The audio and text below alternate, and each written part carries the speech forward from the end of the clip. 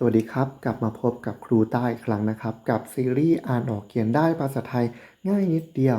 วันนี้อยู่กันที่สระอั่วนะครับไปอ่านกันเลยนะครับสระอั่วตายัวหัวเราะตาสอนั่งฟังอาลัวมานั่งดูหนังกลางแปลง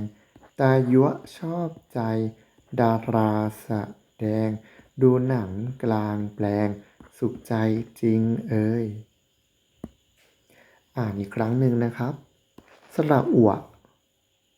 ตายัวหัวเราะตาสอนั่งฟังอาลัวมานั่งดูหนังกลางแปลงตายัวชอบใจ